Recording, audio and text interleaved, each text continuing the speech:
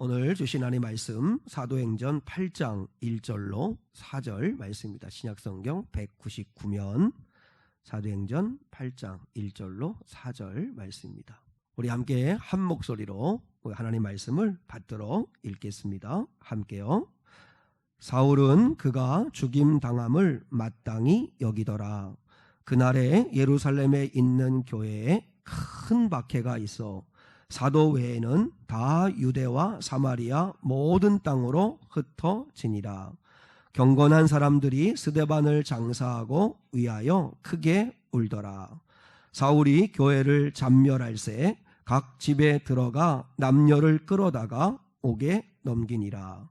그 흩어진 사람들이 두루 다니며 복음의 말씀을 전할새. 아멘. 아멘.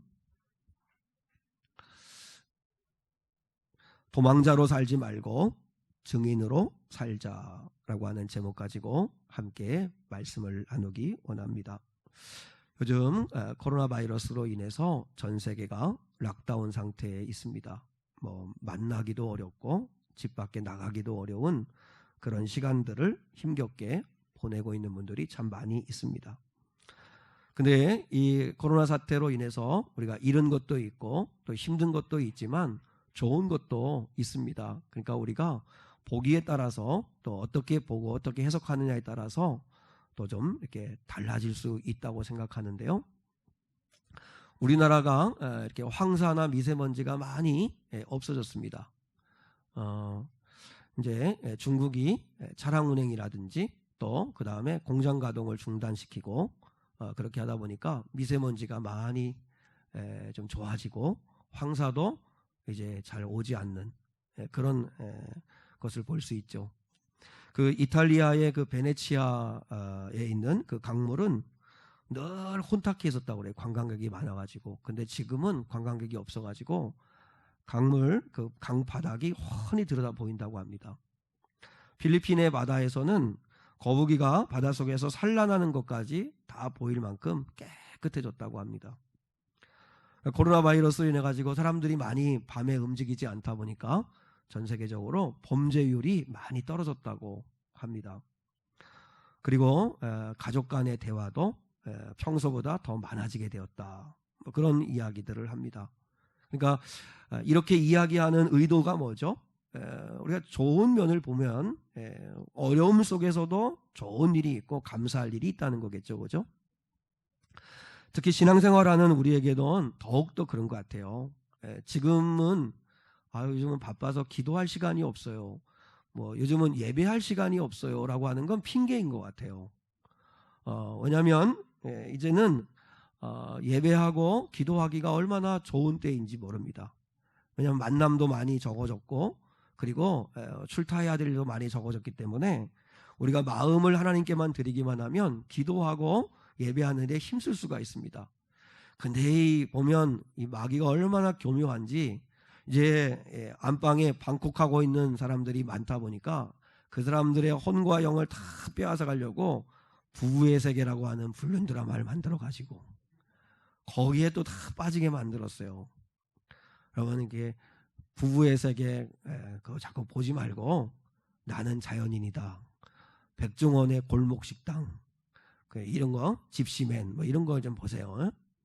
자꾸 이렇게 불륜 드라마를 보고 거기에 시간과 마음 자꾸 뺏기지 마시고 하여튼 마귀는 틈만 주면 우리 사람들의 관심과 생각을 우리 그리스도인들의 마음과 생각을 자꾸 빼앗아 가죠. 그 어느 교회에 이렇게 예배 지정석을 이렇게 만들면서 그렇게 문구를 이렇게 만들었다고 하는 이야기를 들었어요. 사회적 거리로 사람들과 거리 두기, 그러나 주님과 더 가까이 주님과는 거리 좁히기.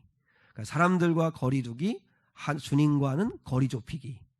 왜냐면 지금처럼 예전에는 주님과 거리를 좁히려고 하면 사람이 문제였잖아요. 사람 만나고 사람하고 어울리고 하다 보니까 주님과 거리를 좁히기가 힘들었는데 지금은 사람들과 거리를 두고 있는 때니까 주님과 거리를 좁힐 수 있는 좋은 기회다. 이렇게 이야기한다는 것이죠.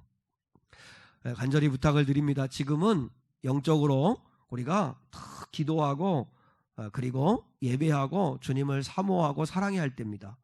지금 이럴 때 이런 위기를 만나고 두려움이 있고, 그리고 또 마음만 먹으면 시간도 낼 수 있는 이런 상황에서 주님과 더 가까워지고 더 주님을 사모하는 마음이 회복되지 않는다면 정말 위험한 일입니다.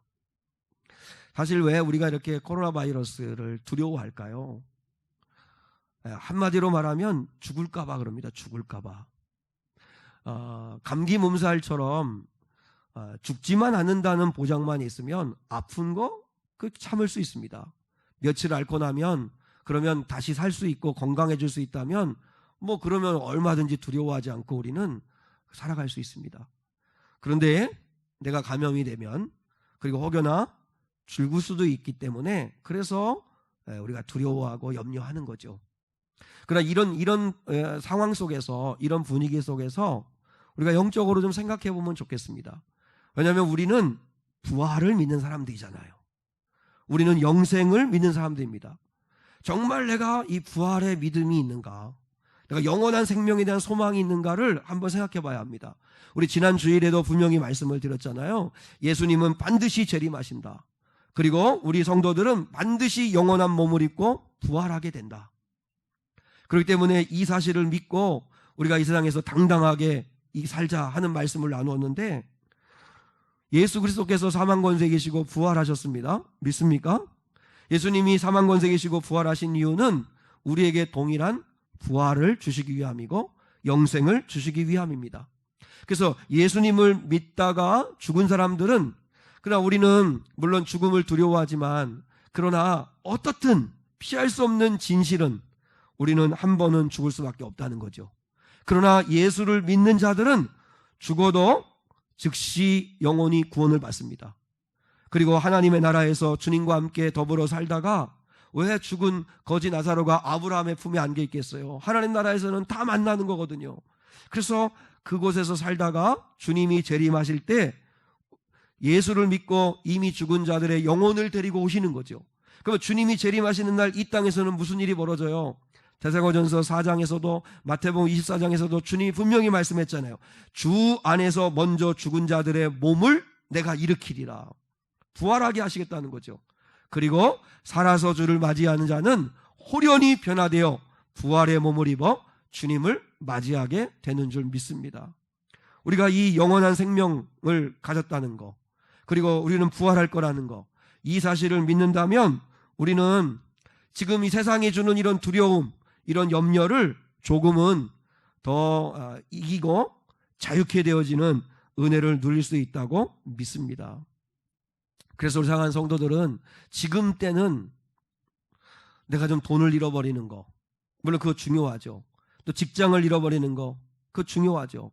또 관계가 깨어지는 거, 그것도 중요하고 힘든 일이죠. 그럼에도 불구하고 우리가 진짜 점검해야 될 건, 내가 구원받았는가? 나는 구원의 확신이 있는가? 나는 믿음이 있는가? 이걸 점검해야 합니다. 사실 어떻게 보면 돈을 잃어버리고 직장을 좀 잃어버리고, 그리고 또한 사람의 어떤 관계가 깨어지고 하는 건 힘든 일일 수는 있지만, 엄밀하게 말하면 죽고 사는 문제는 아닙니다. 그러나 믿음은, 이 구원의 확신은, 예수님을 믿는 이 믿음은 영원히 죽고 사는 문제이기 때문에 우리가 이럴 때에 이런 중요한 문제들을 한번 생각해 볼 수 있는 기회가 되면 좋겠다는 것입니다. 예수를 믿는 자들은 죽어도 다시 살고, 살아서 믿는 자는 영원히 죽지 않는 몸을 입을 것이고, 그리고 구원받은 사람들은 이 땅에서 고난을 받아도 두려워하지 않는 이유는 우리를 도우시고 함께 하시고 일하시는 하나님이 계시다는 사실을 믿을 수 있기를 축복합니다. 오늘 주시는 이 하나님의 말씀에서 우리에게 주는 도전이 뭐죠? 하나님은 고난 속에서도 일하신다는 것입니다. 하나님은 일하신다는 것입니다. 하나님의 섭리라는 말 들어보셨죠? 하나님의 섭리가 있다.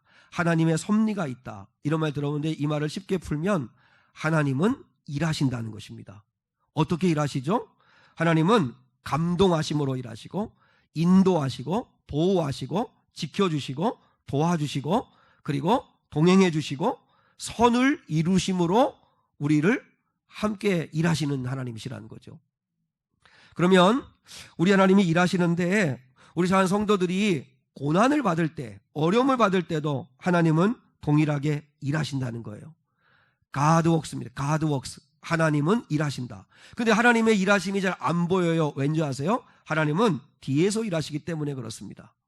그래서 잘 보이지 않지만 그러나 우리가 믿는 믿음은 하나님은 반드시 일하신다. 이 믿음을 가질 수 있기를 축복합니다.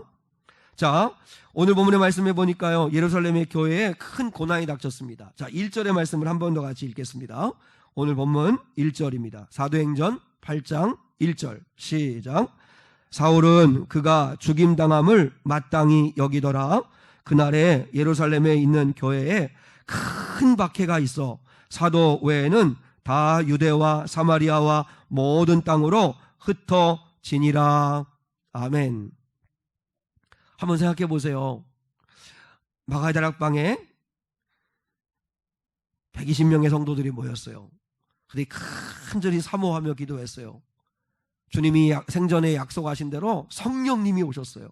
성령의 권능을 받았어요. 성령님이 함께 하시니까 마음도 영도 달라졌어요. 그들을 통해 놀라운 능력이 나타나기를 시작했어요. 그래서 성령님에 의해서 3,000명, 5,000명이 막 돌아오는 일이 벌어지고 예루살렘 곳곳에 가정교회가 세워지고 그리고 예수를 믿는 사람들이 많아지기를 시작했어요. 그러면 하나님께서 예루살렘이라고 하는 도시를 그리스도인들에게 맡겨주시든지, 그죠? 아니면 예수를 믿고 따라가는, 예수님을 증거하는, 예수님을 믿는 사람들에게 복을 주시든지 하면 좋은데 전혀 우리 생각과는 다르죠. 복음을 증거하는 스데반 집사님이 처참하게 돌에 만자 죽습니다. 그 일로 촉발되어 가지고 예루살렘에 있는 교회가 뭐예요? 예루살렘에서 믿는 자들, 예수를 믿는 자들이 큰 박해를 받게 되었다는 거예요. 너무 정말 이렇게 충격적이죠. 어떻게 이럴 수 있을까? 하나님이 복을 주시기는커녕 이런 어려움을 주실까 하는 생각이 들죠. 물론 이 큰 박해는 하나님이 하신 건 아니에요. 악한 마귀가 교회를 짓밟으려고. 자, 오늘 3절의 말씀을 보세요. 3절의 말씀에 보면 사울이 교회를 뭐 할세? 잠멸할세라고 되어 있죠. 이 잠멸하다라는 말이 헬라어 원어를 보면 멧돼지가 고구마 밭을 다 헤집어 놓다 하는 그런 뜻이에요.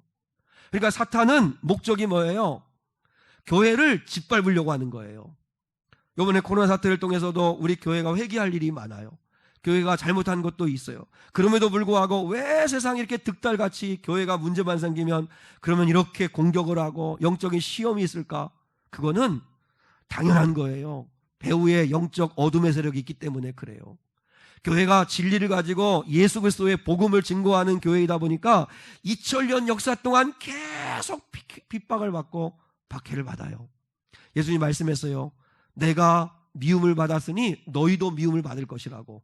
너희가 미움을 받을 때에는 알라고, 너희가 나에게 속한 자이라는 걸 알라고. 그렇게 말씀하실 만큼 고난이 있을 것을 말씀하셨어요. 핍박을 받을 것을 말씀하셨어요. 사탄은 할 수만 있으면 멧돼지가 밭을 다 헤집듯이 교회를 다 헤집어 놓으려고 시험하고 공격을 해요. 그래서 이런 공격이 있다는 사실을 여러분 우리가 알아야 되는데, 근데 중요한 건 그런 시험과 환난과 공격 속에서도 하나님은 여전히 일하신다는 거예요. God works. 하나님은 일하신다는 거예요. 하나님이 어떻게 일하시는가? 오늘 1절 마지막 부분에 보면 사도 외에는 다 유대와 사마리아 모든 땅으로 뭐하니라? 네, 성경 안 보시는 거죠? 네, 자, 1절 마지막 부분에 보시면 예루살렘의 교회에 큰 박해가 있어 사도 외에는 다 유대와 사마리아와 모든 땅으로 어떻게 됐다고요? 흩어졌다. 교회에 두 가지 사명이 있습니다. 하나는 모이는 사명이 있습니다. 우리 김성환 선생님도 아까 말씀을 기도해 하셨지만 이렇게 모이는 사명이 있습니다. 우리는 모여서 예배합니다. 모여서 성도 간에 교제합니다. 서로 돌아보고 서로 격려해주고 또 서로 힘을 북돋아주는 일을 합니다. 그렇게 하지만 그러나 교회의 정말 중요한 또 하나의 사명은 흩어지는 것입니다. 흩어지는 사명. 어느 목사님이 그렇게 설교를 하셨어요. 참 그 단어 하나만 이렇게 앞뒤 어순을 바꾸면 이렇게 중요한 의미가 있는 것 같아요. 신앙생활을 우리가 그동안 늘 해오는데, 신앙생활이 뭐예요? 하나님을 예배하고 하나님을 섬기는 이잖아요. 주일날 예배하고 헌금하고 봉사도 하고. 신앙생활을 열심히 했다면, 지금까지 열심히 했다면 이 코로나 사태를 통해서 우리가 돌아보고 점검할 거는 생활신앙이 돼야 된다. 생활신앙. 가정생활, 교회, 직장생활, 또 이웃과의 관계에서 또 이웃과의 생활, 그리고 또 하나 모든 일상의 생활이 신앙화돼야 된다. 믿는 자 나와야 된다는 거죠. 참 단어가 너무 좋은 것 같아요. 신앙생활을 그동안 주력했다면, 그러면 우리가 신앙생활뿐만 아니라 중요하게 여기는 건 생활신앙이 돼야 된다. 생활신앙. 그 생활신앙이 뭐예요? 흩어지는 거예요. 흩어져서 뭐 하는 거예요? 각자의 자리로 돌아가서 거기서 십자가 지고, 거기서 예수 그리스도의 제자가 되고, 거기서 세상의 소금이 되고 빛이 되고, 거기서 그리스도의 향기가 되고. 근데 흩어지는 사명을 감당하지 못해서 교회가 이렇게 비난을 받아요. 모이는 데는 열심히 했어요. 더 많이 모이자. 그래서 더 많이 모이게 됐고, 그래서 교회가 힘을 얻어서 건물도 지었고, 그런데 흩어지는 사명을 다 감당하지 못함으로 인해서 세상은 교회를 더 이상 존경하지 않잖아요. 인정해주지 않잖아요. 우리가 이 부분에 회개합니다. 흩어지는 사명을 감당하지 못했어요. 원래 주님이 생전에 사도행전 1장에서 말씀했잖아요. 몇 날이 못돼요? 너희가 성령을 받으면, 사도행전 1장 8절에 너희에게 성령이 임하시면 너희가 권능을 받게 된다. 성령의 능력을 받을 거다. 그러면 성령의 능력을 가지고 흩어져라. 예루살렘과 온 유대와 사마리아와 땅끝까지 이르러 내 증인이 되리라. 할렐루야. 땅끝까지 가서 증인의 삶을 사는 흩어지는 사명을 감당하라는 거예요. 거기 가서 예수 전하고, 거기서 예수 믿는 사람답게 살아주고, 거기서 예수 믿는 사람답게 거룩하고 진실하고 흩어지라고 했는데, 근데 어땠어요? 예루살렘의 교회에 성령의 능력이 임하고 3,000명, 5,000명 막 믿는 자가 늘어나는데 누구도 흩어지려고 하지 않았어요.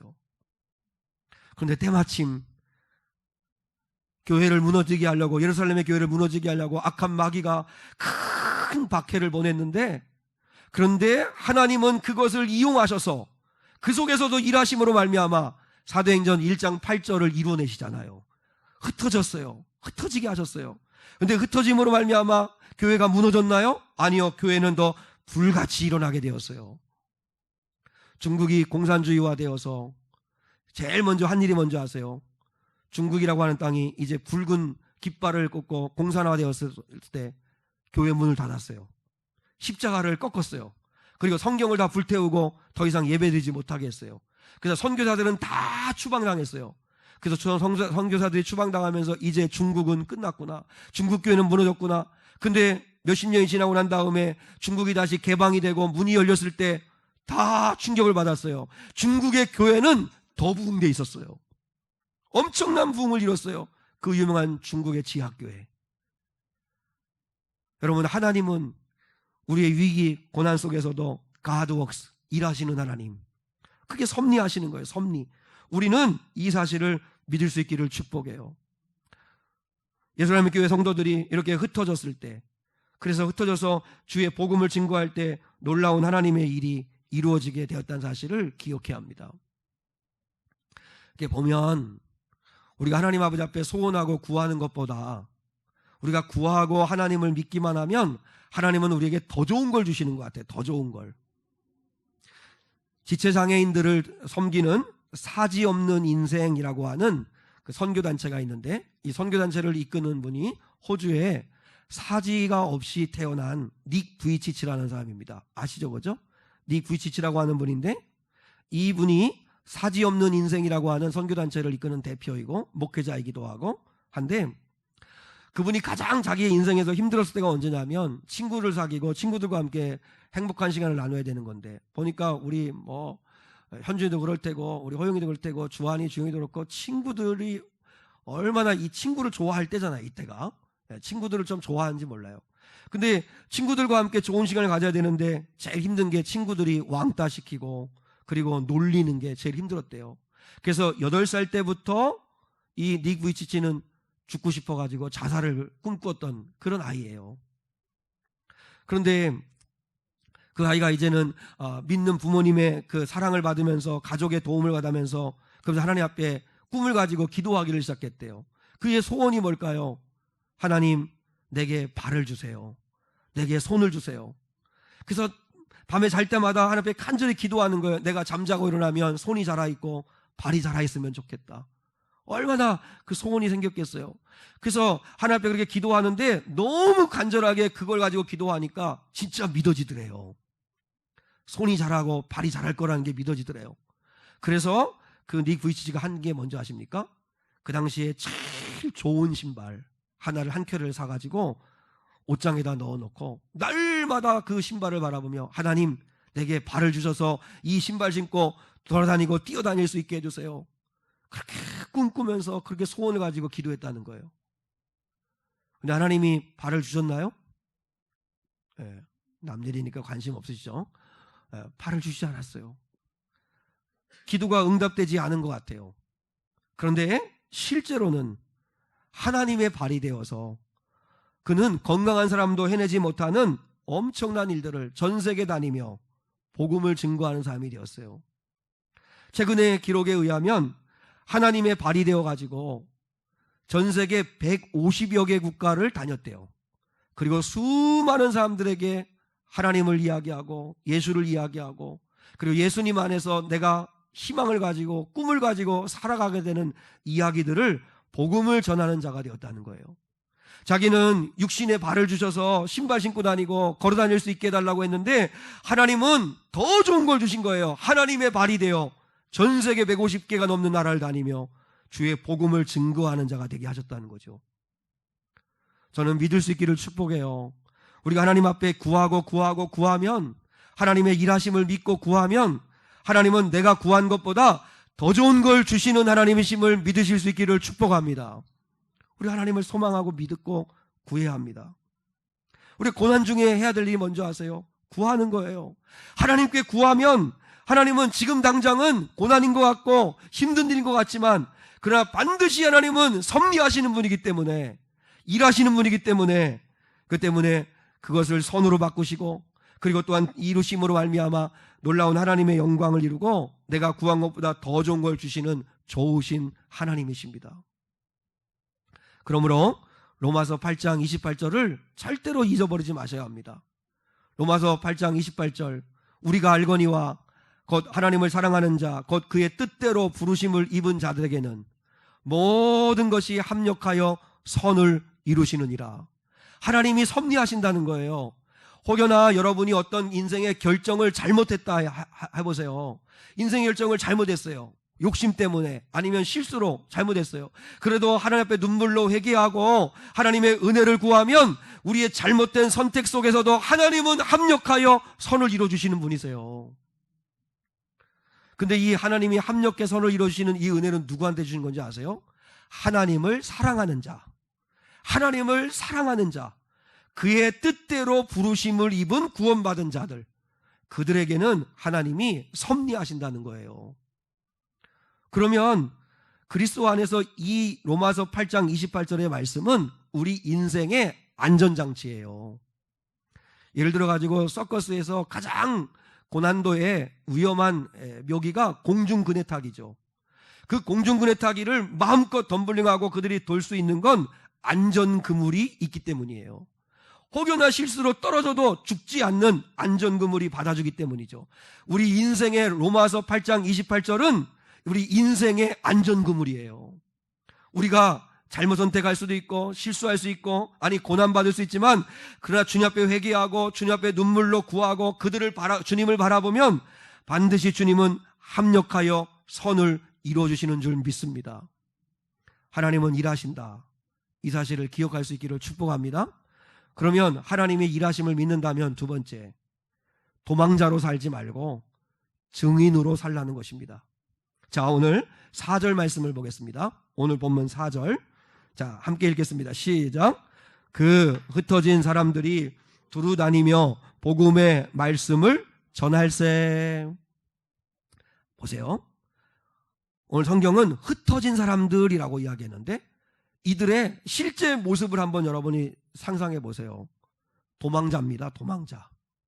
이들은 지금 예루살렘에서 그래도 좋든 싫든 삶의 터전을 잡고 살았던 곳이에요. 거기에 집도 재산도 인간관계도 다 형성되어 있었을 거예요. 근데 큰 박해가 와서 더 이상 예루살렘에 머물 수 없어서 보따리 하나 들고 급하게 도망 나온 사람들이에요. 그들은 여행 가는 게 아니에요. 이 사람들은 이사 가는 게 아니에요. 도망쳐 나온 거예요. 근데도 불구하고 도망친 그 사람들이 도망자로 살았습니까? 한번 생각해 보세요. 도망자로 살았다면 숨어 지냈을 겁니다. 그리고 늘 두려움에 빠져 살았을 겁니다. 혹시나 발각되면 어떻게 하나. 그러니까 어떻게 해요? 자기 신분, 자기 신앙을 속이며 살았을 거예요. 자기 그리스도인이라는 거를 아닌 척하며 살았을 거예요. 그리고 지금의 주어진 현실을 불평하고 절망하며 살았을 거예요. 하나님이 믿어지지 않으면 원망했을 거예요. 그들은 근데 도망자로 살지 않았어요. 그 흩어진 사람들이 두루 다니며 복음의 말씀을 전할세 증인으로 살았어요. 예수를 드러내는 증인, 예수를 믿기에 사랑하는 증인, 그 증인의 삶을 살았다는 거예요. 저는 이 말씀을 준비하고 묵상하면서 이 부분이 너무 은혜가 되더라고요. 도망자로 살지 않고 증인으로 살았구나. 우리가 이 세상에서 살아야 할 삶의 이 생활신앙이 이거구나. 우리가 증인으로 사는 거구나. 도망자처럼 쭈삣쭈삣하고 두려워하고 막 초조해하고 안절부절 못하고 하나님의 일하심을 믿는 사람들이 그렇게 산다면 그게 과연 증인일까? 그렇지 않다. 이들은 주님으로 충분한 사람들이었어요. 정말 주님을 진짜 사랑하는 사람들이었어요. 그러니까 어디를 가든지 주님이 드러나요. 주님이 드러나요. 제가 새벽에도 말씀을 드렸었는데요. 로버트 우드러프라고 하는 사람이 있습니다. 이분은 코카콜라 이 회사를 30년 동안 회장으로 일한 사람입니다. 로버트 우드러프라고 하는 사람인데 이분이 한 유명한 말이 있죠. 내 혈관 속에 흐르는 것은 피가 아니라 콜라가 흐르고 있다. 이렇게 얘기한 사람입니다. 여러분 실제로 여러분 그 사람을 이렇게 한번 수혈해 보면 피를 빼보면 뭐 콜라가 나오진 않겠죠. 근데 그렇게 말하는 의미가 뭐죠? 자기는 콜라에 미쳤다는 거예요. 콜라에 미쳤다는 거예요. 콜라가 사실 뭐 우리 인체에 도움되는 건 아니에요. 좋은 건 아니에요. 근데도 이 사람은 콜라를 사랑해요. 콜라밖에 몰라요. 콜라만 생각해요. 그리고 꿈이 있어요. 전 세계의 사람들이 물 대신에 콜라를 마시는 꿈이 있어요. 진짜 콜라를 사랑하는 사람이죠. 콜라에 대한 자부심이 있죠. 그러니까 전 세계에 그 많은 사람들이 콜라를 즐겨 먹는 거죠. 그러면 이걸 우리 신앙생활하는 우리에게로 한번 적용해봐요. 이 초대교회 이 도망자였던 이 흩어진 사람들은 로버트 우드러프와 같이 주님을 그렇게 사랑하는 사람들이었어요. 주님이 전부였어요. 주님이 너무 좋은 거예요. 주님에 대한 확신이 있는 거예요. 주님이 부활하셨다는 거, 주님이 구원자라는 거, 주님이 내 삶의 주인이시라는 거 너무너무 믿어진 거죠. 그러니까 가는 데마다 도망자로 살지 않고 예수를 전해요. 우리도 어떤가 한번 생각해 봐야지 않을까요? 우리는 예수님에 대해서 얼마나 자부심이 있으세요? 하루 24시간 가운데 예수님을 얼마나 생각하세요? 예수님을 정말 사랑하세요? 예수님에 대한 자랑스러운 마음이 있으세요? 그 예수를 이야기하지 아니하면 견딜 수 없는 마음이 있으세요? 우리에게 그런 은혜가 회복돼야 되지 않을까요? 개척을 약속받고 외국에서 선교사를 나갔던, 이 땅에서 다 정리하고 선교를 가잖아요. 근데 그 젊은 선교사님의 가정이 이제 외국에서 후원하는 한 교회가 개척을 시켜주겠다고 귀국을 하라. 그 약속을 철석같이 믿고 귀국을 했는데 그 개척해주겠다는 교회 사정이 생겨가지고 약속이 취소가 돼버린 거예요. 그래서 이 젊은 선교사가 이 한국에 들어와가지고 3개월 동안 지내면서 집도 없죠. 돈도 없죠. 애들 보낼 학교도 없죠. 그리고 섬길 교회도 없죠. 아무것도 없이 3개월을 지내니까 너무 암담한 거예요. 그리고 갑자기 두려움이 확 임하는 거예요. 두려움이 임하고 하니까 이 앞으로 어떻게 살아야 되나 두려움이 오는 거예요.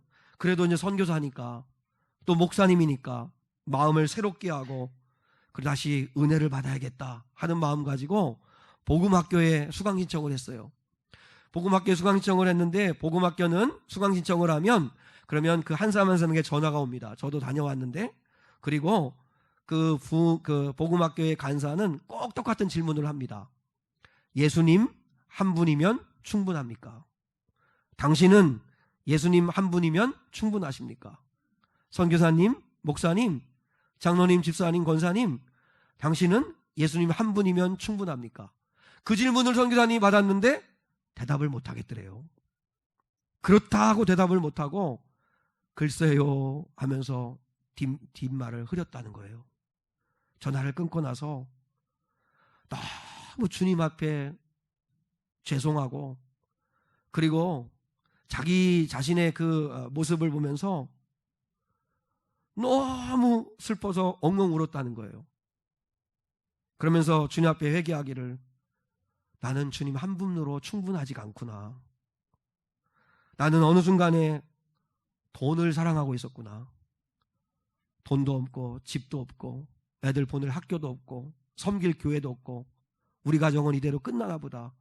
나는 사람 믿고 돈 사랑하고 있었지 주님 믿고 주님께 맡기고 주님의 도우심을 구한 게 아니었구나.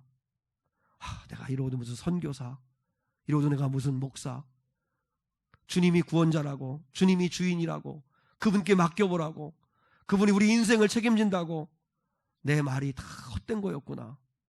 하나님 앞에 회개하고 회개했다는 거예요. 사랑하는 여러분, 우린 걱정이 참 많죠. 근데 지나고 보면 하나님은 늘 함께 하셨다는 걸 깨닫게 될 때가 많아요. 하나님 앞에 구하고 회개하고 은혜를 구했을 때 돌아보면 항상 하나님은 일하셨어요. 그리고 결국은 감사함으로 끝나게 하실 때가 얼마나 많은지 몰라요. 근데 우리는 그를 기억을 못해요. 기억을 못하고 늘 염려하고 두려워하고 그렇게 살아요. 원데이 다니엘 기도회를 우리 지난 금요일 날 했어요. 그때 그 원데이 다니엘 기도회 그 강사가 김진호 소장이라고 하는 분이었습니다. 글로벌 SQ라고 하는 전도지를 만들어서 이렇게 전 세계에 전도하는 이제 그런 일을 하시는 분인데 그분은 20년간 이단에 빠졌던 분이에요. 20년간. 근데 어느 이단인지를 얘기 안 해가지고 설교 내내 듣는 내내 궁금하더라고요. 근데 그 끝까지 얘기를 안 하는데 아마 전 세계 인터넷 방송이 되니까 이렇게 말을 할 수 없었던 것 같기도 한데 근데 신천지는 아닌 것 같아요. 그 교주가 재림주라고 했다는 걸 보니까 신천지는 아닌 것 같은데 20년간 자신이 재림주라고 자기가 재림한 예수라고 그렇게 이야기하는 그 이단에 빠져가지고 얼마나 열심히 했는지 그 이단에서 자신이 전도왕이었대. 전도왕. 전도를 얼마나 많이 했는지 모른대요. 근데 지금에 와서 이제 그걸 다 회개하고 그러는데 근데 20년 동안 거기에 있다가 몸담고 있다가 잘못됐다는 걸 알고 나왔는데 나온 자기의 현실이 너무 암담했대요. 왜냐하면 20년 동안 사귄 친구가 다 거기 이단에 있는 사람들이고 모든 삶이 다 20년 동안 다 이단에게 맞춰져 있던 건데 그걸 한순간에 끊어버리고 나오니까 너무너무 힘들더라는 거죠. 그러나 힘든 가운데서 인격적으로 예수를 만난 거예요. 예수님을. 그리고 이제 그분의 그 은혜 받은 대로 예수님을 전하고 싶어가지고 이제는 교주를 전하던 그가 이제 예수님을 전하기를 시작한 거예요. 그런데 아무것도 없었던 경제적으로나 살 길도 막막하고 아무것도 없었던 자신의 삶에 하나님이 그때부터 채우시고 일하기를 시작하더라는 거예요. 저는 김진호 소장 되시는 그분이 그렇게 간증하고 설교하는 가운데 깊이 은혜 받은 것 가운데 하나가 뭐냐면 이게 놀라운 영적 원리구나. 하나님이 가장 기뻐하시는 전도를 하니까 그때부터 하나님이 자신을 쓰시기 시작하더라.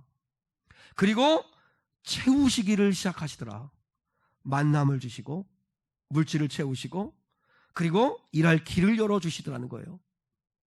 증인의 삶을 살기를 원하니까 하나님이 가장 기뻐하는 일을 하니까 그때부터 하나님이 채우고 높이고 지키고 쓰시고, 그래서 자기가 이렇게 원데이 다니엘 기도의 강사까지 세우시는 자리까지 오게 되었다고. 근데 저는 우리 모두에게 적용할 수 있는 중요한 원리가 하나 있습니다.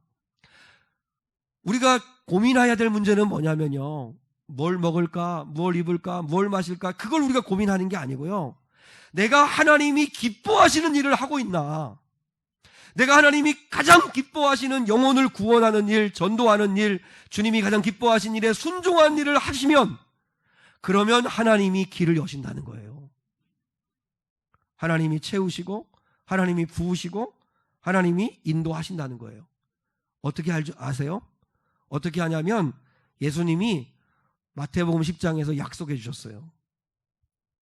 마태복음 10장 8절로 10절에서 이렇게 말씀하세요. 한번 들어보세요.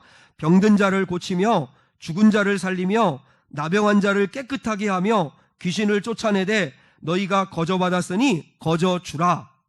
너희 전대에 금이나 은이나 동을 가지지 말고 여행을 위하여 배낭이나 두보롯이나 신이나 지팡이를 가지지 말라. 이는 일꾼이 자기의 먹을 것 받는 것은 마땅함이니라. 주님이 뭐라 말씀하는 줄 아세요?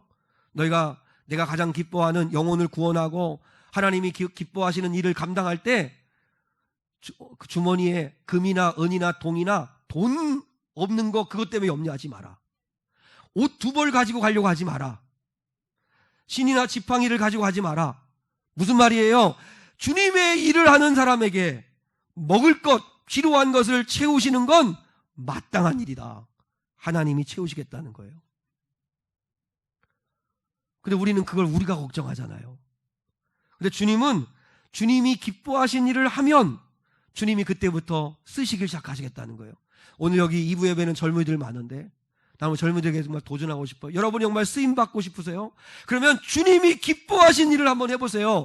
그러면 주님이 기뻐한 일을 하는 사람을 주님이 왜 손을 놓으시겠어요?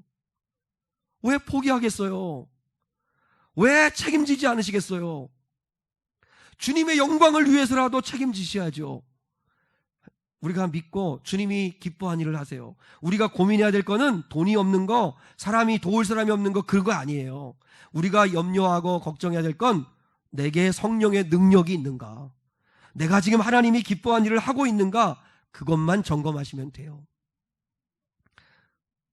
제가 영화 암살의 한 장면을 이야기하고 말씀을 마치겠습니다. 하와이 피스톨이라고 하는 역을 했던 하정우 씨가 주인공인 전지현 씨죠, 그죠? 이 암살이라고 하는 영화에서 그 여주인공에게 이렇게 어떤 도발적인 질문을 합니다. 솔직히 조선군 사령관과 강인국을 죽인다고 조선 독립이 되겠냐? 그러니까 두 사람 죽인다고 해서 독립이 찾아오겠냐? 이렇게 도발적 질문을 해요. 그때 여주인공은 동문서답 같은 대답을 해요. 뭐라고 이렇게 대답을 하냐면, 우리 만주에선 지붕에서 물이 새거나 벽이 갈라져도 고치지 않았어. 곧 독립이 될 텐데 뭐하러 고치겠어. 이렇게 얘기를 해요. 그리고 그 다음에 무슨 이야기를 또 하냐면, 그 둘을 죽인다고 독립이 되냐고? 모르지. 그치만 알려는 줘야지. 우리가 계속 싸우고 있다는 것을. 그게 그 대사예요. 여기 보세요. 만주에서 이제 조선의 독립 나라를 잃고 국권을 잃고 고통 가운데 있는 사람들이 독립운동을 위해서 만주로 도망을 갔어요. 근데 도망가서 그들은 도망자로 살지 않았어요. 만주 땅에서 집 짓고 잘 먹고 잘 살려고 살지 않았어요. 그들은 조선 독립의 꿈을 꾸며 살았어요. 그래서 어떻게 살았냐면, 반드시 독립한다, 우리는 반드시 고국으로 다시 돌아간다는 꿈을 가지고 뭐 했어요? 지붕에 물이 새도 벽이 갈라져도 고치지 않았다는 거예요. 왜요? 이 땅에서 영원히 살 게 아니니까. 반드시 우리는 고국에 돌아갈 거니까. 그런 마음으로 독립운동을 했다는 거죠. 그런 꿈을 가지고 했다는 거죠. 우리가 사는 세상을 비교해 볼까요? 만주 땅과도 같아요. 우리는 만주 땅에 사는 거예요. 만주 땅에 사는 그리스도인인데, 근데 우리는 마치 이 조선의 독립의 꿈을 꾸며 살아가는 그들처럼 살지 않고, 이 땅이 전부인 것처럼 이 땅에 좋은 집 짓고 이 땅에서 좋은 거 누리고 그저 우리의 꿈과 소망이 다 이 땅에만 있는 건 아닌지, 우리가 말은 하나님의 나라가 있다고, 하나님의 나라에 갈 거라고 그렇게 이야기하는데 사는 건 이 땅에서 소망을 가지고 사는 사람처럼 산다면 그는 하나님 나라의 꿈을 갖고 사는 게 아니겠죠. 생각해 보세요. 이 나라가 독립합니다. 우리는 고국으로 돌아갈 겁니다. 그러면서도 만주 땅에서 좋은 집 짓고, 지붕 세면 얼른 고치고, 병 무너지면 얼른 세워가지고 거기서 잘 살려고, 잘 먹으려고 욕심으로 살아간다면 그는 독립을 안 믿는 사람이죠. 말은 믿는다고 할지 몰라도 삶은 전혀 안 믿는 거죠. 우리도 마찬가지입니다. 목사인 저나 우리 사는 성도들이나 우리 사명이 뭐죠? 이 땅에서 우리는 증인으로 사는 겁니다. 증인으로. 우리는 부활을 믿습니다. 하나님의 나라를 진짜 믿습니다.